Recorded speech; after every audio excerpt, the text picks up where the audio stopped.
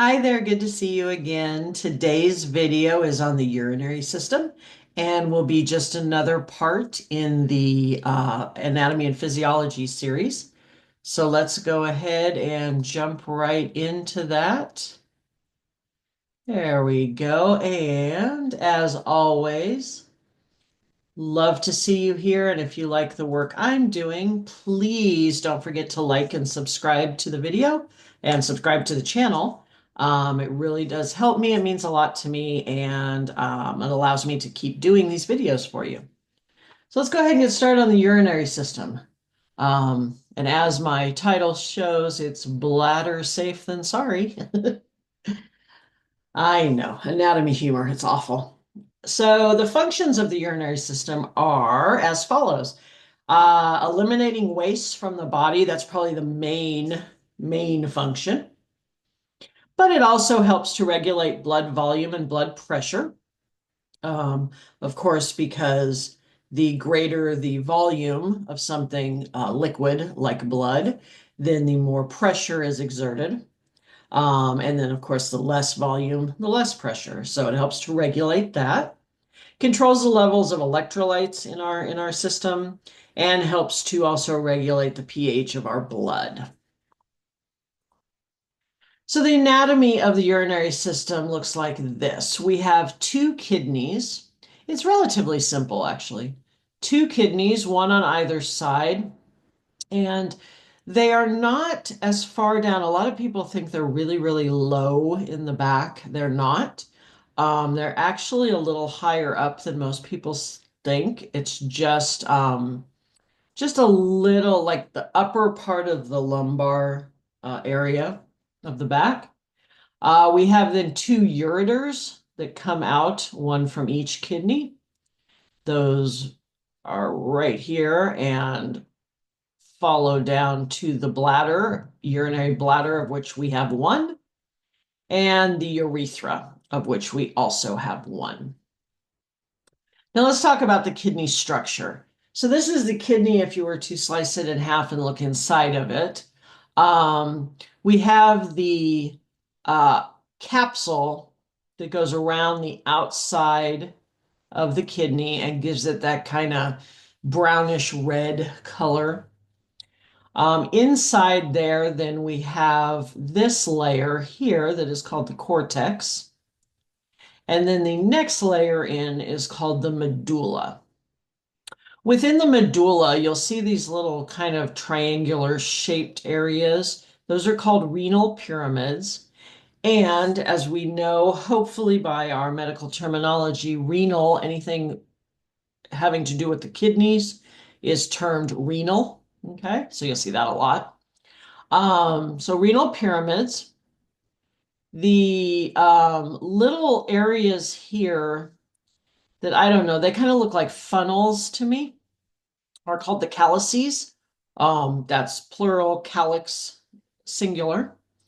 So you have the minor calyces, the smaller area here, and then the major where they kind of all funnel, no pun intended, in together. Okay. That then forms what we call the renal pelvis, which is right inside here. Okay. Um, this one is not marked, but this little kind of indentation, if you were to take the ureter and everything away, and the arteries and veins, um, this little indentation here is called the hilum. The hilum is where everything enters or exits the kidney. All right. Now, the next slide I'm going to show you talks about the glomerulus and the nephrons. Okay. Nephrons are the functional unit of the kidney. It's what makes everything kind of work. Okay. And just before I leave this slide, I want to show you where those nephrons live. They live right in here. Okay. Part of them are up in the cortex, part of them are in the medulla. They come down. There's approximately 1 million, yes, I said a million of these nephrons in each kidney in each person. Okay, so you have within you approximately 2 million nephrons at any given time. And here is what the nephron looks like. Okay. So we have here what is called Bowman's capsule. It's this little area that's kind of like a C shape. Within Bowman's capsule is what is known as the glomerulus. Okay. The glomerulus is basically just a bunch of bundled up vessels, basically. And this is where a good part of the filtration happens for the kidneys. Okay. You'll notice that we have, and as I've mentioned in some of my other videos about anatomy and physiology, red, when we're diagramming any type of blood vessel or capillary, means oxygenated blood, while blue means deoxygenated blood. So in this case, the blue is the vein, the red is the artery, and then here where you see them kind of get a little purplish is where that is changing over. Okay. Um, so you have these blood vessels, you have Bowman's capsules, you have the glomerulus. Okay. The tubules, as they are called, are these here.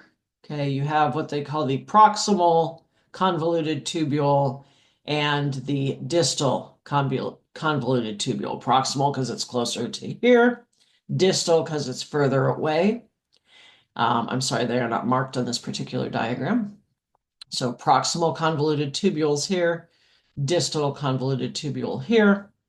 And then it goes down, as you know, as you can note and see here, and makes kind of a U-turn. That is called the loop of Henle. Okay. And it's basically where proximal becomes distal, or on the way to becoming distal. Um, and then that distal convoluted tubule meets up with this collecting duct.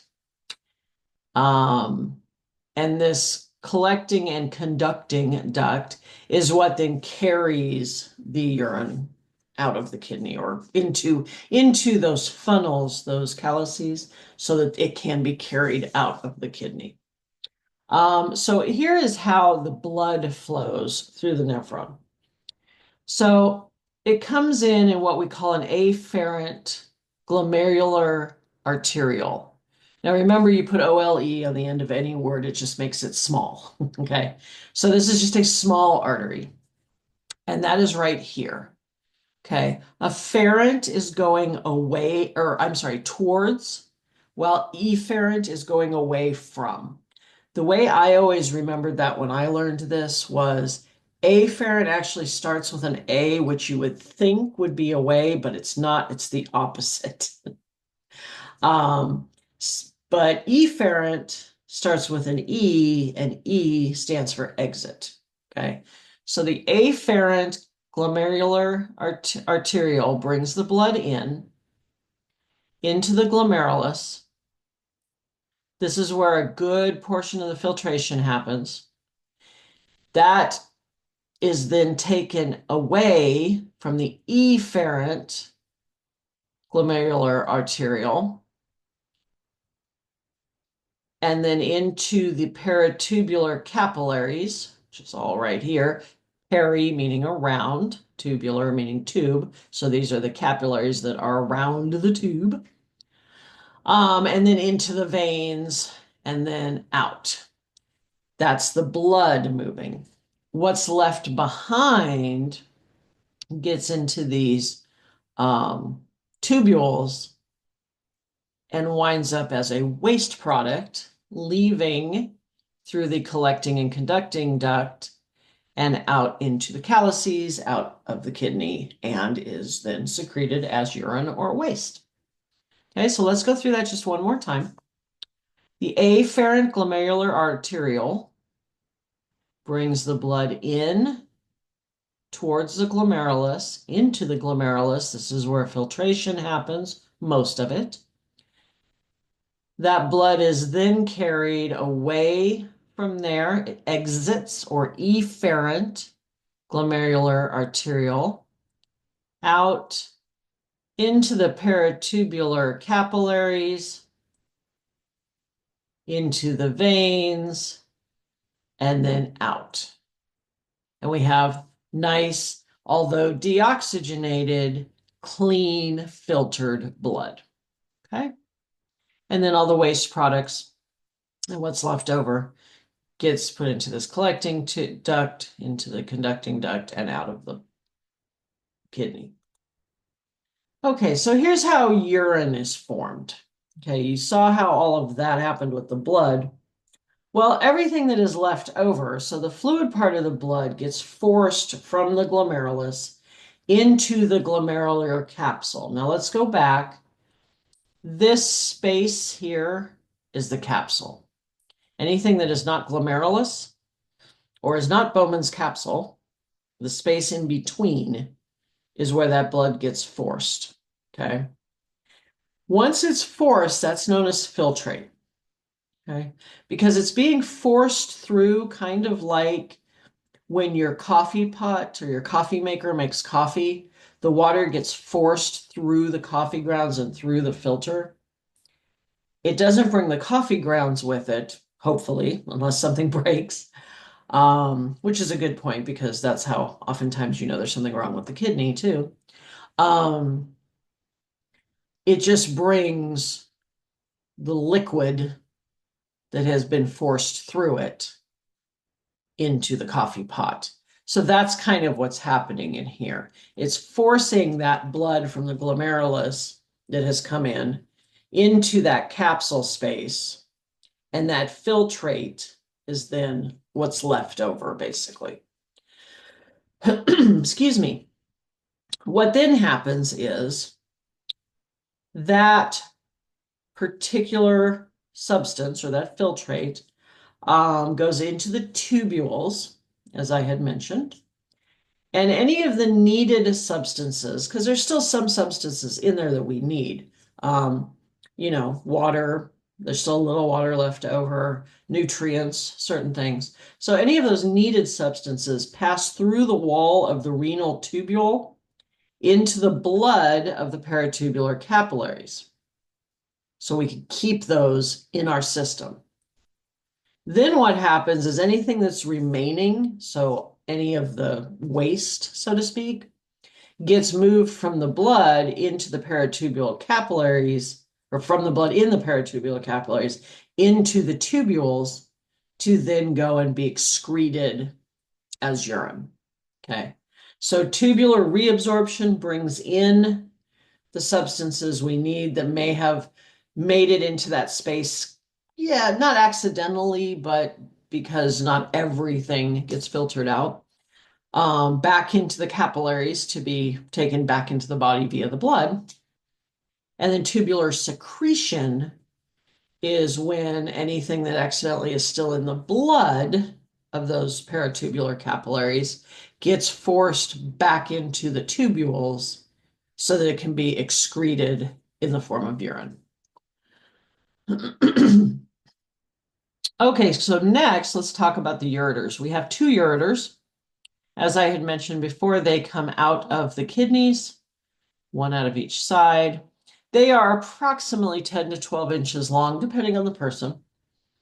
You have your right ureter, your left ureter. And basically what they do is they propel urine from the kidneys into the urinary bladder, and they use peristalsis to do this. If you have looked through or watched my digestive system video yet, you'll understand what peristalsis is. It's a wave-like kind of motion. A lot of the parts of our body use this method to move things. It's kind of a wave-like muscular motion that moves things through, in this case, the ureters. Okay. So that is how, once the urine is leaving the kidney, that's how that urine gets propelled down into the bladder. Now, as we go into the bladder, you'll see that the ureters do not come in through the top of the bladder. They actually come in through about halfway down on the backside of the bladder. So this would be the front of the bladder that we're looking into. The ureters actually come up from behind the bladder and come in through, like I said, about halfway down the bladder, forming these two little openings here. There is also then the urethral opening, okay? And uretal. That's hard. I thought that was a typo. So here's where the ureters come in, and then here's where the urethral opening is, so where the urine's going to come out. Those three openings form a little triangle, so to speak. So that area is actually called the trigone. Excuse me. The muscle that surrounds this area, which is smooth muscle, because again, if you've watched my skeletal muscle video, smooth muscle is what most of our organs are made up of, internal organs. This muscle is called the detrusor muscle, and that's the muscle that helps to contract and expel urine when it's time. We have an internal urethral sphincter. We also have an external, you just can't see it, it's down here. We'll talk about it in a minute. The internal urethral sphincter is not under our control, that is involuntary control, which we'll talk about in a little bit. The external is under our control, so when you get that feeling like you have to urinate, that's what you're kind of squeezing and holding, is the external. The lining or the inside of the bladder is then, of course, made up of rugae. Again, if you've watched my digestive system video, the stomach is also made up of rugae. And what rugae is basically little convolutions or ridges that when the bladder, in this case, is not full, it's kind of wrinkled up looking. And what those little convolutions allow for is the bladder to expand as it fills with urine. Now, the typical adult bladder can store approximately 600 milliliters of urine, okay, on average. Again, three openings called the trigone, two for the ureters to enter, one for the urethra to exit. And then it is lined with smooth muscle called the detrusor muscle. Here's the urethra, which is the next portion.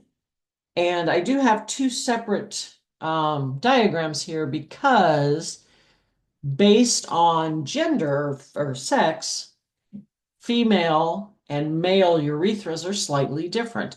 So for the most part, the urinary system for male and female is completely exactly the same up to this point. The urethra is where it becomes a little different, and it's mainly just because of the anatomy differences. So you have on the female end, the urethra, which is right here, and there's where that external urethra orifice is. And so just above it is the external urethral sphincter. The female urethra is only about 1 inch to 1.5 inches long because it doesn't have to go very far to exit the body. Whereas the male urethra can be up to approximately 8 inches long, depending on the length of the penis, because it has to not only exit the body like the female, but then it also has to run the entire length of the penis before it hits the external orifice. So that's the difference in males to female. The function is the same though. It moves urine from the urinary bladder to outside the body.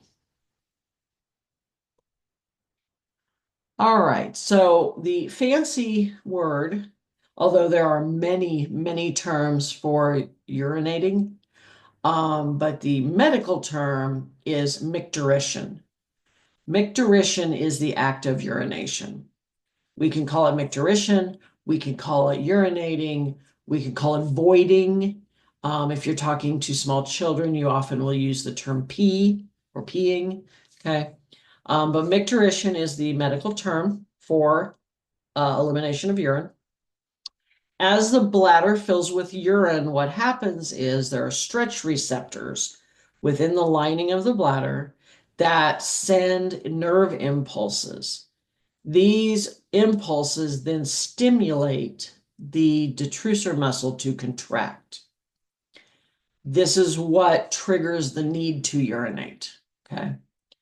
Now, the voluntary contraction of the external urethral sphincter by us holds that urine back, as does the involuntary contraction of the internal urinary sphincter. So the internal one, involuntary, closes up like, oh, not time to go yet.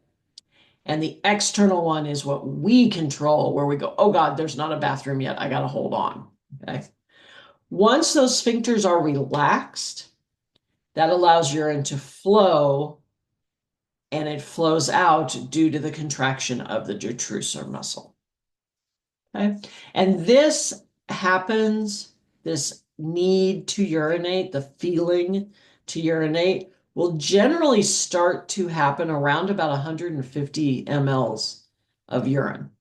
Although we can hold, what, 4 times that, um, it will start to allow that feeling to come on around 150. So that's why once your bladder is full, it feels like you really have to go, sometimes to the point of pain. All right, so let's talk about disease and illness real quick. These are just a few of the common diseases and illnesses that can come with the urinary system. Acute renal failure is the sudden loss of kidney function. This can occur for many, many reasons. Infection, trauma, um,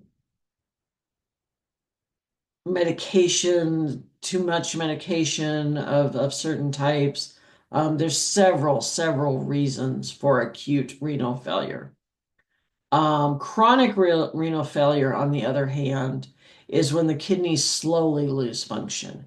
And this can be due to, you know, chronic infection, taking too many medications, because that has to be filtered out, drinking too much alcohol, lifestyle behaviors can affect these. So it's the difference between a sudden loss of kidney function versus a slow loss of function. And either way, the kidneys will start to cease to function, and that is dangerous because we need to filter those things out of our body. Otherwise, they will build up and become toxic. Glomerulonephritis, say that 5 times fast, is an inflammation of the glomeruli. So all the glomerulus inside of the nephrons become inflamed. This can lead to renal failure. Again, same causes, infection, things like that. Incontinence is the inability to hold urine. So as we age, just like I always compare the human body to like a car, right? If you get your car, it's brand new, you take good care of it, you get the oil changed on time, you change all the filters out, you do everything you're supposed to do to take care of it, it'll last you a long time, but it won't last you forever. Okay? Because eventually things are going to wear out. The body is much the same way. If we take care of our body, things will last and do very well and work and function properly for a very long time. However, it won't happen forever.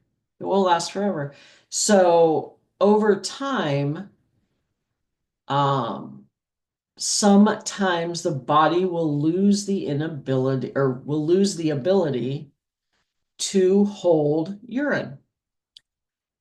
This happens more frequently with women than with men, primarily because, again, just the anatomy of it all. Our urethras are very short, and therefore urine doesn't have to go very far to exit the body. When women go through pregnancies, there's a lot of pressure just from the weight of the child being put on that area that wears that area out. So women who have had multiple pregnancies, just the older we get, because we're using the part over and over and over. Think about how many times you go to the bathroom in a day. A lot of times will acquire incontinence. There's also what's called stress incontinence. And again, more females and males experience this. However, this is when, and if you're a lady watching this, you understand. A female watching this, you can probably identify with this. When you cough or sneeze or laugh really hard suddenly, it's like, oh, you have to like cross your legs. Yeah, that's stress incontinence. That's incontinence that's brought on by stress in that area. And not stress like, oh my God, I'm stressed, but stress like your muscles clenching up. Okay. So incontinence is a real thing. Cystitis is just the fancy medical term for a bladder infection. Renal calculi, fancy medical term for kidney stones. And then, of course, the ever famous urinary tract infection or the UTI. And this is an infection that can occur anywhere along the urinary tract. So, anywhere from the kidneys down to the end of the urethra. And oftentimes, urinary tract infections and bladder infections, again, sadly, sorry, my female friends out there, more common in females than in males because primarily, again, the anatomy. The urethra is not very long. Therefore, if anything enters the urethra from outside of the body that could be carrying infection or bacteria or anything like that, it doesn't have far to go to infect us. Whereas a male, it may lose its oomph by the time it actually gets into the urinary tract. Not to say males can't get UTIs, it's just they don't very often. Not like women. All right. So thank you very much for watching. This concludes the urinary system. And as always, thank you so much for supporting me and my channel. If you haven't, please click that subscribe button. I can't talk today. It really helps me out, really allows me to keep doing what I'm doing, and I love what I'm doing. So we will see you next time. And until then, have a great day.